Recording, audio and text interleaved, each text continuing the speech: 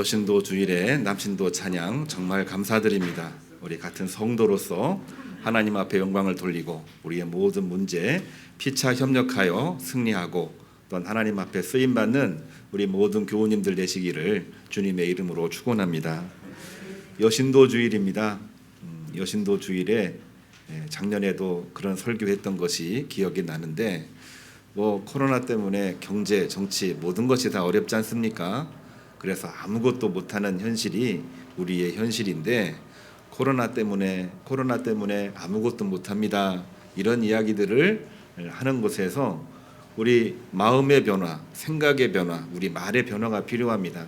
코로나 때문에 아무것도 못하는 것이 아니고 코로나이기 때문에 우리가 해야 될 일들이 훨씬 더 많이 있다는 것을 우리가 기억을 하고 하나님 말씀을 보면 그 말씀 하나하나가 우리에게 주시는 소명이고 나에게 주시는 사명이 너무나도 많이 있습니다.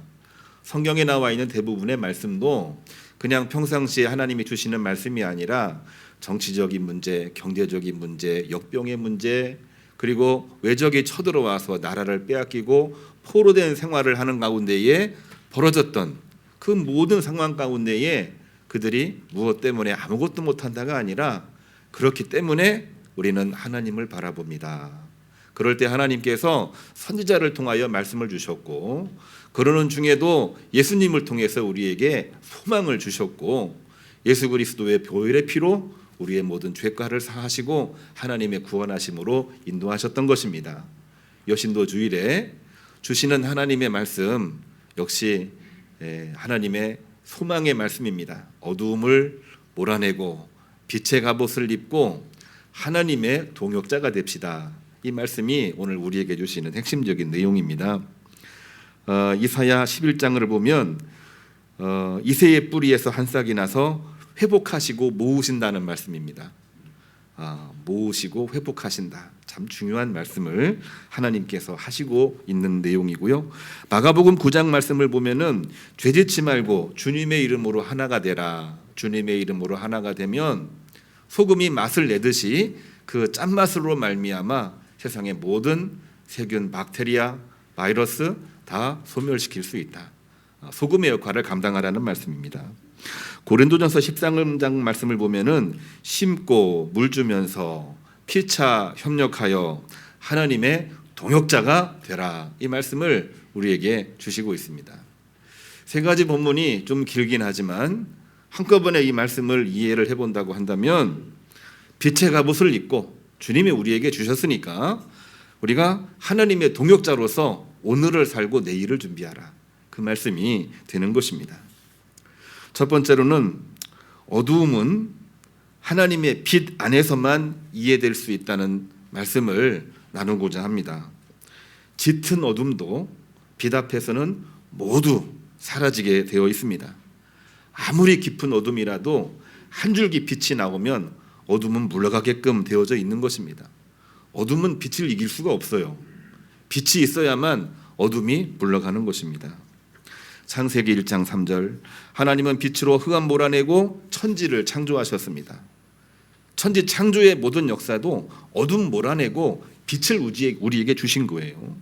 요한복음 12장을 보면은 또 빌립보서 2장 15절을 보면은 주님께서 말씀하고 계십니다. 너희가 하나님의 흠이 없는 자녀로서 세상에 빛이 되라.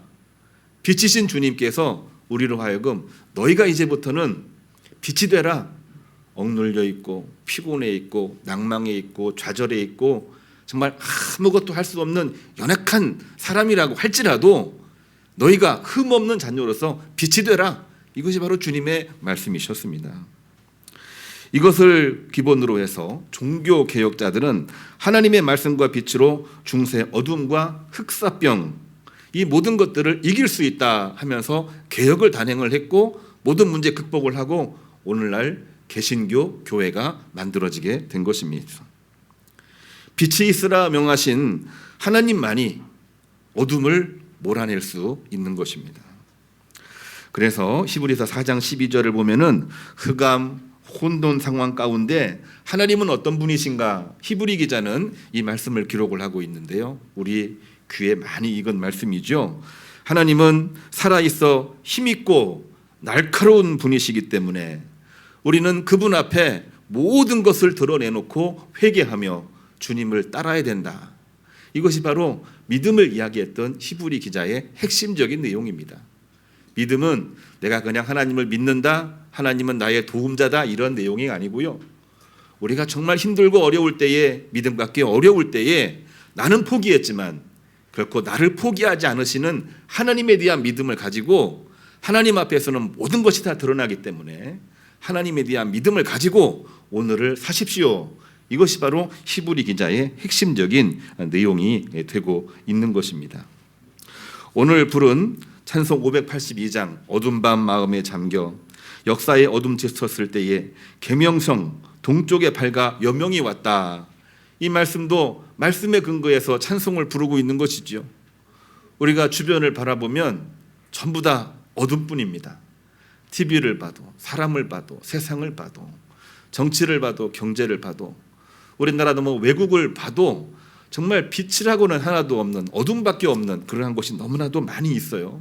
그러나 하나님께서는 동쪽에 밝아 여명이 왔다, 어둠 몰아내고 새벽에 여명이 왔다, 이 찬송을 부르며 일어서라. 이것이 바로 성경의 말씀이고 우리 믿는 자들의 고백이 되어야 된다. 그래서 582장 우리가 꼭 기억해 놓고 자주자주 찬송을 불렀으면 좋겠습니다.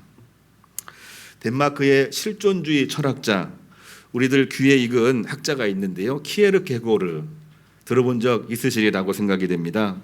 이분은 굉장히 좀 비관적인 그러한 사람으로 알려져 있어요. 그렇지만 결코 비관적인 분이 아니고 문제를 지적을 하고 개혁을 하고 변화가 돼야 된다라는 이야기를 하다 보니까 사람들 눈에는 비관적으로 보였습니다만 그 중심을 보게 되면 그의 마음속에는 하나님에 대한 신앙을 분명하게 가졌습니다. 상당히 절망적인 분이 아니라 상당히 희망적인 분이었고 신앙적인 분이었어요. 그분이 한 말 중에 아주 유명한 말이 있는데요, 절망의 반대말이 뭐라고 이야기를 합니까? 우리들은 대부분 희망이라고 이야기를 하고 있습니다. 틀린 말이 아니지요. 근데 이분은 우리 생각을 뛰어넘어서 절망의 반대말은 희망이 아니라 절망의 반대말은 신앙이다, 이런 얘기를 했습니다. 우리 그렇게 고백할 수 있나요? 얼마나 많이 고뇌하고 얼마나 많이 기도했으면 그런 말이 나오는 것입니까? 오늘날 절망적인 일들이 너무나도 많이 있는데 우리에게 희망이 없습니다, 이런 얘기 할 뿐이지, 우리가 이 절망적인 상황 가운데에 하나님 신앙을 이야기하는 분이 대체 몇 분이나 계십니까? 우리가 눈여겨봐야 될 주된 내용이 되고 있는 것이지요. 신앙은 무엇입니까? 키에르케고르는 절망의 반대말이 신앙이라고 이야기를 했는데, 신앙이 뭐냐? 오늘 이 마가복음 9장에서는 예수님이 신앙이 뭔지를 말씀해 주셨어요. 주님의 이름으로 모여 있으면 그들을 멀리하지 말라. 그 믿음을 가지고 어린아이 실족해 하지 말라. 요즘같이 힘들고 어려울 때에는 실족하는 일들이 여기저기 너무나도 많이 있는데 어린아이 실족해 하지를 말라. 그리고 죄짓지 말고 주님을 따르도록 몸부림을 쳐라. 그럴 때에 소금이 짠맛을 내서 모든 문제를 해결하듯이 그 문제를 극복할 수 있다. 이거는 예수님의 말씀입니다. 주님의 말씀이에요. 그렇기 때문에 신앙을 가지고 주님 앞에 나가는 것은 그야말로 우리의 모든 문제를 해결하는 가장 핵심적인 것입니다. 우리가 늘 이야기를 하죠. 믿음 가지고 있는 사람들은 대체 무엇인가? 나는 정말 믿음을 가지고 있는가? 믿음이 있다면 왜 역사가 나타나지를 않는가? 참 우리 많은 그 고민을 하고 이야기를 합니다. 주님 앞에 맡기는 모든 성도들은 능치 못할 것이 결코 없습니다. 주님께서 말씀하셨죠. 할 수 있거든이 무슨 말이냐? 믿는 자에게는 능치 못함이 없느니라. 아멘. 믿음을 가지고 있는 사람들에게는 능하지 않는 일이 그 어디에도 없다. 주님을 믿고 따르라. 이게 바로 주님 말씀이 되고 있는 것입니다. 이것이 바로 은혜이지요. 은혜를 안다고 하는 것은 하나님을 안다는 얘기고 주님을 알고 있다는 그러한 얘기입니다. 우리가 하나님의 말씀은 늘 은혜가 되고 힘이 되는데 사람들 이야기나 역사를 보거나 아니면 선지자들의 상황을 보게 되면은 정말 이 은혜가 있으면서도 굉장히 절망적이고 비관적인 얘기들이 많이 기록이 돼 있어요. 우리가 눈물의 예언자 예레미야서를 보게 되면은 예레미야 12장 4절 1절로 4절입니다. 예레미야가 하나님 앞에 기도하면서 이런 얘기를 하는데 오늘날 우리 많은 사람들이 질문하고 이야기하고 있는 그러한 내용입니다. 예레미야는 말합니다. 왜 악인이 형통합니까? 왜 배신자가 더 잘 되는 것입니까? 우리들 눈에는 그렇게 보이는 건데 더 엄밀히 보게 되면은 그것밖에 안 보이는 거예요. 심리적으로 자꾸 내 생활과 다른 사람을 비교하다 보면은 악인이 형통하는 것처럼 보이고 배신자가 더 잘 되는 것처럼 보이는 것이 우리들 마음속에 벌어지고 있는 심리적인 현상이라고 하는 것이죠. 선지자 예레미야도 눈물을 흘리면서 하나님 언제까지 이거를 버텨야 되고 언제까지 우리가 말라 죽어야 됩니까? 그야말로 선지자의 절규가 그 안에 들어있고 그 절규를 한데 모아서 예레미야를 눈물의 예언자라고 그렇게 이야기를 하고 있는 것입니다. 그런데요, 하나님 말씀은 우리가 이 부분만 읽으면 안 되고요, 그 뒤에 나와 있는 말씀을 반드시 봐야 됩니다. 그렇게 절규하고 절망적인 몸부림치는 기도를 하고 있는데 이 기도를 하나님께서 들으셨을까 안 들으셨을까? 사실은 더 중요한 질문이고 답인데 우리가 그거를 놓치는 경우들이 많은데요. 14절을 보게 되면은 내가 그들을 그 땅에서 뽑아버리겠고 유다 집을 그들 가운데에서 뽑아내리라. 그 모든 절망적인 어둠 가운데 있는 상황들이 있지만은 내가 그 모든 문제 다 해결을 하리라. 이 말씀을 예레미야에게 주시고 있는 거예요. 우리가 예레미야와 같이 눈물을 흘리면서 절규하면서 하나님 앞에 기도하고 있나요? 우리가 아우성을 치고 우리가 우리의 문제를 막 어필하고 그리고 우리 모두의 문제에 대해서 고민하기보다는 나의 문제, 그 문제 가지고 힘든 이야기들만 하고 있는데 들어보면 다 안 되는 이야기예요. 될 것 같지 않다는 이야기예요. 그러나 이 예레미야는 그 문제를 자신 안에 두지 아니하고 하나님 앞에 가지고 나갑니다. 하나님 언제까지 우리가 이렇게 살아야 됩니까? 하나님 긍휼히 여겨주십시오. 하나님은 예레미야에게 응답을 하셨습니다. 그리고 하나님의 역사는 반드시 이루어진다는 말씀을 주셨습니다. 그 내용은 다름이 아니라 아무리 짙은 어둠이라도 작은 한 줄기 빛을 통해서 사라지고 만다는 것입니다. 하나님은 현재 어두움을 반드시 뿌리 뽑겠다 말씀하고 계시는 것입니다. 어두움 후에 빛이 오며, 우리 여신도주일 주제의 말씀이기도 합니다. 어둠 몰아내고 만사 형통이 있기를 주님의 이름으로 축복합니다. 두 번째로는 하나님 중심으로 모입시다. 오늘 여신도주일에 우리에게 주신 또 하나의 말씀은요, 하나님의 동역자가 돼야 됩니다. 코로나 때문에 아무것도 못합니다가 아니라 코로나이기 때문에 우리가 할 일이 훨씬 더 많이 있습니다. 그동안에는 우리가 동역자인데 동역자인 줄을 몰랐어요. 그동안에는 우리가 하나님이 함께 하시는데 하나님이 함께 하신다는 생각을 늘 잊고 살았어요. 하나님의 동역자가 되는 것이 우리에게는 제일 중요한 그러한 내용입니다. 독일의 유명한 신학자이자 철학자인 카를 바르트, 아마 많이 들어보지는 못했을 것입니다만 신학계에서는 너무나도 유명한 신정통주의 학자입니다. 정통적인 학자예요. 근데 이분은 어떤 얘기를 하냐면은 오직 하나님의 은총이라고 이야기를 합니다. 우리들 상황이 어떤 상황이 있다고 할지라도 절대로 낭망하지 마십시오. 우리에게는 하나님의 은총이 있습니다. 우리들 상황 가운데 어둠이 있고 혼돈이 있고 불의가 있고 그야말로 절망적인 탄식의 상황이 있다고 할지라도 그건 하나님의 부정일 뿐, 부정. 하나님께서 진노하시는 것일 뿐이지 진노 이후에 하나님의 긍정이 반드시 있습니다. 왜? 하나님의 은총이 그 안에 있고 여러분 안에 있기 때문에 그런 것입니다. 이 말씀 가지고 전 세계 모든 교우들을, 심지어는 믿지 않는 사람들에게까지도 소망을 주었고 희망을 주었던 위대한 신학자 칼 바르트였습니다. 고난 중에 믿음으로 주님을 볼 수 있고 우리가 직면하고 있는 모든 부정은 하나님을 긍정하는 그 시각 속에서만 이해할 수 있다라고 하는 것입니다. 감당하기 어려운 인간의 불신앙도 하나님의 심판과 구원에 의해서 압도되고 있기 때문에 그렇습니다. 이거는 좀 어려운 그런 표현이긴 한데요. 칼 바르트라고 하는 분이 이런 얘기를 했습니다.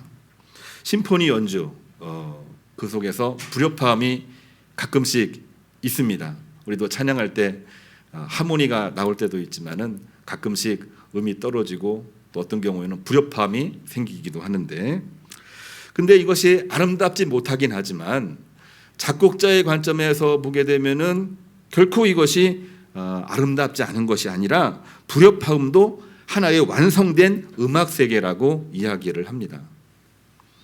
악이 괜찮다는 뜻은 결코 아닙니다. 악은 나쁜 것이긴 하지만 하나님의 섭리 안에서 결국 선한 것을 볼 수 있게 만들어주기 때문에 그런 것입니다. 가장 찬송하고 또한 찬양을 하면서 감동적인 때가 어느 때냐면요, 저 개인적으로는 불협화음이 나고 음이 떨어질 때에서 갑자기 음이 안 떨어지고 하모니로 변화되는 그 순간이 가장 전율을 많이 느끼는 감동의 시간입니다. 불협화음은 여기저기 되는 일이 없는 거예요. 근데 그러한 모든 일들이 하나님의 은총 속에 순식간에 하모니로 변화되는 그 순간이 가장 감동적인 순간이라고 하는 것이죠. 그거를 음악에 담았다. 그런 음악이 최고의 음악 아닐까요? 저 개인적인 소견입니다. 우리가 절망 중에서, 탄식 중에서 하나님이 보인다고 하는 것은 얼마나 큰 은혜인지 우리는 늘 강조했지만 우리는 다시 한번 이 말씀을 되새겨 봐야 되는 것입니다. 탄식 중에서 하나님이 안 보인다고 하는 것은 오늘날 우리가 악과 타협하고 있다고 하는 반증이 아닐까요?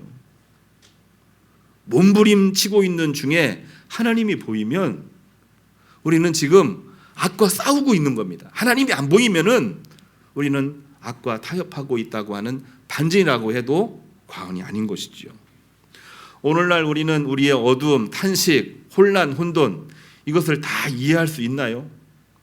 우리 말해보라고 이야기를 해보시면은 예, 이야기하겠습니다 라고 이야기를 하는데 결국엔 이야기하다가 에라, 나도 모르겠습니다. 뭐가 뭔지. 왜요? 답이 없으니까. 우리가 어떤 문제를 이해한다고 하는 것은 그 이해라는 곳에는 몇 가지 요소가 있습니다. 문제점이 무엇인지를 아는 것이고, 그것만으로 끝나지 아니하고 알고 있기 때문에 해결책을 가지고 있는 것이고, 또한 해결책을 가지고 있은 다음에 그 문제가 앞으로 어떻게 변화될지 예측을 하고 있는 겁니다. 이것을 우리는 이해라고 이야기를 합니다. 그런 이해를 하고 있으면은 아무리 힘들어도 흔들리지가 않습니다. 근데 우리는 이해를 못하고 있어요. 왜? 문제점만 알고 해결책을 모르니까요. 알고 있다고 해도 번번이 실패하니까. 알고 있다고 하더라도 여지없이 늘 절망적인 상태로 고꾸라지니까요. 이해하고 있는 것처럼 보이지만 이해가 안 되는 거예요. 오늘날 우리가 사람을 이해한다고 할 때 나 그 사람 다 이해했어. 그러면 된 거예요. 근데 이해를 못해요. 왜 못하는 줄 아세요? 문제점만 알지 해결책도 없고 그에 따라서 내가 할 일이 무엇인지를 모르기 때문에 이해가 안 되는 거예요. 그런데 우리가 이 세상을, 그 어둠의 세상을 이해하지 못하고 있는 것은 결국에는 무엇 때문인가라는 질문을 해보지 않을 수가 없습니다. 우리의 불신앙 때문에 우리가 세상을 이해하지 못하고 있는 것이 아닐까요? 하나님에 대한 믿음이 있으면은 아무리 짙은 어둠이라고 할지라도 우리가 그럴 수 있어. 아무리 힘든 상황이라고 할지라도 그래, 이번에는 우리가 실패했는데 하나님은 나를 더 준비시키고 이끌어 가고 계시는 중이야. 이 일을 하고 있는데 지금은 한두 사람이지만 하나님은 도적같이, 하나님은 홀연히 순식간에 동역자를 붙여주실 거야. 이런 믿음을 가지고 있는 사람은 하나님에 대한 믿음을 가지고 있는 사람인데, 그 믿음이 없는 사람은 늘 우리는 불신앙 속에 빠져 있다고 하는 그런 반증이기도 한 것이죠. 우리의 믿음의 눈으로 보면 하나님 중심의 세계관으로 변화되게끔 되어져 있습니다. 하나님 중심으로 세상을 보지 아니하면은 주 안에서 동역자가 될 수가 없습니다. 오늘 우리는 하나님의 동역자들이라고 하는 주제를 가지고 이 말씀을 지금 접근해 오고 있거든요. 나는 과연 하나님의 동역자입니까? 하나님의 동역자라고 한다면은 우리의 상황이 어떤 상황이 있다고 할지라도 그것을 이해하고 있는 겁니다. 문제를 알고 방법도 알고 내가 할 일을 알고 있는 거예요. 바로 그런 분이 동역자입니다. 동역자가 됐다고 생각이 됐는데 문제점만 알고 해결점, 내가 할 일들을 우리가 모른다고 한다면은 우리는 동역자라고 말할 수가 없는 것입니다. 그 옛날 고린도 교회도 교회를 이해하지를 못하는 교우들이 있었습니다. 고린도 교회에 관한 이야기는 오늘 세 번째로 읽은 말씀인데요. 교회 학교 어린이들이 말씀을 읽고 듣고 오늘 예배에 참석을 해 있어요. 아무리 자기 생각으로 교회를 이해하고 하려고 해도 이해를 못하는 거예요. 그 이유가 뭐냐면은 하나님의 동역자가 되지 못했기 때문에 이해 못하는 겁니다. 우리 영상 하나 준비했는데요. 우리 어린이들이 오늘 방송을 통해서 공부하고 또 듣고 또 묵상하고 기도하고 온 영상입니다. 우리 다 아는 이야기인데 고린도 교회에 벌어졌던 문제의 이야기예요. 이해를 하는 것처럼 보이지만 이해 못하고 있는 우리 자신의 모습을 보는 겁니다. 하나님의 동역자가 되지 아니하고는 우리의 문제를 이해할 수가 없어요. 자, 우리 화면 나오려면 또 이게 시간이 걸리나요? 예, 그렇습니다. 예. 처음으로 돌려주셔서 화면이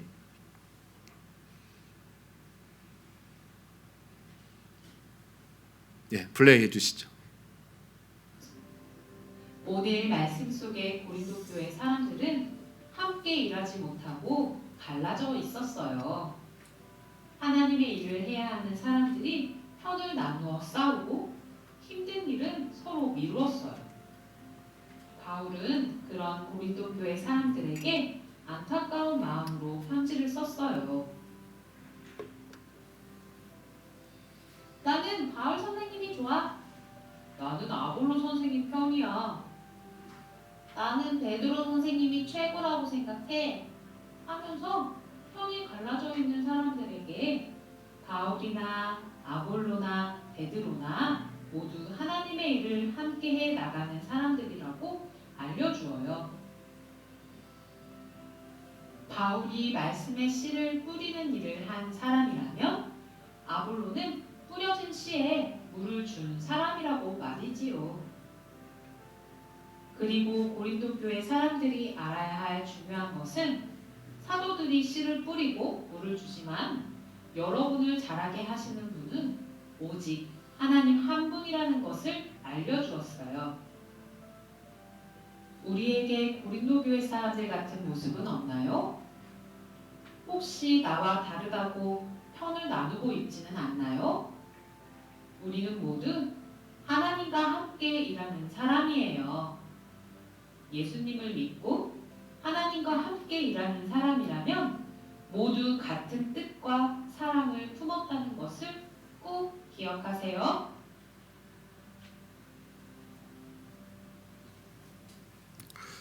어린이부 영상이 20분인데 2분으로 줄여가지고 온 겁니다. 굉장히 많은 내용이 들어있는데 결국 그러한 얘기지요. 하나님의 동역자가 되지 못하면 우리는 자꾸 패권으로 갈라지는 거예요. 이해관계에 따라서. 그러니까 바울에게 세례받은 사람은 나는 바울 선생님이 좋아요. 뒤늦게 아프리카에서 올라온 이 아볼로에게 세례받은 사람들은 나는 아볼로가 난 좋아요. 나는 초창기 초대교회 초대 목사님 베드로가 더 좋아요. 막 갈라져 있는 겁니다. 교회가 모이긴 모였는데 하나님 예수님이 없어요. 하나님의 동역자가 안 되니까 믿음은 있으나 늘 무너지고 넘어지고 갈라지는 거죠. 고린도 교회는 로마 제국의 속국이었던 아가야 제국의 수도였습니다. 남쪽으로는 아프리카, 서쪽으로는 유럽, 그리고 동쪽으로는 중동과 아시아가 있는 거예요. 세계 모든 곳에서 모인 사람들이 다 그 라인에 들어가려고 했어요. 그러니까 교회는 컸지만 늘 문제 속에서 혼란을 겪고 있었는데 그때 바울 선생이 이야기를 하고 있는 겁니다. 하나님의 동역자가 되십시오. 하나님의 동역자가 되지 아니하면은 우리는 교회가 될 수가 없습니다. 이것이 바로 하나님께서 원하시는 뜻입니다. 근데 이 말씀만 오늘 우리에게 나온 것이 아니고요. 오늘 이사야 11장의 말씀도 마찬가지입니다. 하나님이 이스라엘에게 복을 주셔서 나라를 이루고 국가를 이루게 만들어 주셨잖아요. 그런데 그 나라가 다 흩어져 버리고 패망 직전까지 가게 된 상황에 이사야 선지자가 주시고 있는 말씀인데요. 우리 이사야 11장 13절 한번 보시겠습니다. 12절 13절 여호와께서 열방을 향하여 기치를 세우시고 하나님 중심으로 기치를 세우시고 이스라엘의 쫓긴 자들을 모으시며 흩어진 사람들을 다 모으시며 사방에 흩어진 유다의 흩어진 자들을 모으시리니 다들 싸우고 나간 사람들이에요. 뿐만이 아니라 13절을 보면은 에브라임의 질투가 없어지고 에브라임 사람들은 그야말로 늘 갑질하다가 쫓겨난 사람들입니다. 우리가 사사기 내용 보게 되면은 이민족들이 쳐들어왔을 때 에브라임 사람들이 좀 많아가지고 도와달라고 하면은 안 도와줬어요. 유다 혼자 막 싸우다가 겨우 이겨놓으면은 뒤늦게 에브라임 나타나가지고 왜 우리를 안 불렀니? 맨날 이런 얘기했어요. 우리 성경 공부하시는 분들은 이런 얘기를 많이 다뤘거든요. 왜? 이스라엘 역사에서 에브라임과 유다는요 갈렙의 후예들이고요. 이 에브라임은 여호수아의 후예들이에요. 12개 지파가 있지만 그 중에서 가장 리더십을 가지고 있는 그러한 그룹들이거든요. 근데 매일같이 싸우고 있는 겁니다. 왜 그럴까요? 하나님의 동역자가 돼야 되는데 자기들의 패권, 힘, 주도권 그것만을 가지고 있으니까 도와줘야 될 때 도와주지 아니하고 늘 싸우다가 흩어지고 넘어지고 결국에는 북이스라엘 에브라임 패망했잖아요. 남유다 바벨론에서 패망하잖아요. 그게 바로 어둠이잖아요. 그 어둠 속에서 이사야를 통해 하나님은 말씀하고 계십니다. 흩어진 유대인들을 다 모을 것이고 에브라임의 질투는 사라지게 될 것이고 유다를 괴롭히던 자들은 끊어질 것이고 에브라임은 유다를 질투하지 아니할 것이고 유다는 에브라임을 괴롭히지 않을 것이고 이러한 일이 이루어질 것이다. 하나님이 이사야를 통해서 말씀하시고 있는 주된 내용이 되고 있는 것입니다. 결국 뭡니까? 흩어진 유다와 갑질했던 에브라임이 화해하는 것이 하나님의 뜻이라고 이야기를 했습니다. 금년에 우리 목장을 갑자기 프레임으로 막 바꿨어요. 1, 2, 3, 4, 5, 6, 7, 8에서 1, 8, 2, 7, 3, 6, 4, 5 어떤 데는 좀 많고 어떤 데는 좀 적고 그럴 수 있습니다만 이거는 또 바뀔 겁니다. 왜? 우리는 하나님의 동역자가 되어야 되기 때문에 그런 거예요. 하나님의 동역자가 돼서 우리는 심고 물 주는 일을 하는 그런 과정을 통해서 하나님이 우리를 자라게 하시는 것인 줄로 믿으시기를 주님의 이름으로 축복합니다. 그렇게 중보할 때 복을 누리는 거예요. 솔로몬도 시편 139편의 말씀을 보게 되면은 주의 공의와 판단력을 구하며 공의와 정의로 백성 위에 중보기도하는 내용이 나와 있습니다. 솔로몬은 지혜를 구해서 구하지 아니한 것도 얻는 위대한 왕이라고 이야기를 했는데 솔로몬의 기도 중에는 본인을 위한 기도 별로 찾을 수가 없어요. 주로 백성들을 위해서 중보하며 기도회를 쌓습니다. 그럴 때에 왕도 백성들과 같이 협력자가 됐고 솔로몬의 마음속에는 뭡니까? 하나님을 정말 하나님으로 모시고 본인을 하나님의 동역자로 세웠을 때에 백성을 사랑하고 온전한 왕이 될 수가 있었다라고 하는 것이죠. 여신도회와 우리 모든 성도 여러분, 2022년은 은혜의 해인 줄로 믿으시기를 바랍니다. 어두움 위에 빛이 오는 축복의 해가 되는 줄로 믿으시기를 바랍니다. 오늘의 모든 어두움은 이해할 수 없으나 하나님을 믿는 믿음 안에서 이해할 수가 있는 것입니다. 믿음 안에서 이해를 할 때에 이 어둠, 혼돈, 문제 다 해결될 줄로 믿으시고 그 믿음 안에서 승리하시기를 주님의 이름으로 축복합니다. 기도하겠습니다. 하나님 은혜를 감사드립니다. 빛의 갑옷을 입고 하나님의 동역자가 되라는 이 귀한 말씀을 우리 가슴속에 품고 오늘 나갑니다. 여신도회와 전국연합회 이 말씀으로 승리하고 열매를 맺게 해주시고 오늘 말씀 듣는 우리 모든 교우들도 이 말씀의 은혜를 가지고 이기며 승리하며 열매를 맺되 30배, 60배, 100배의 결실이 있는 복을 허락하여 주옵소서. 예수님의 이름으로 기도합니다. 아멘.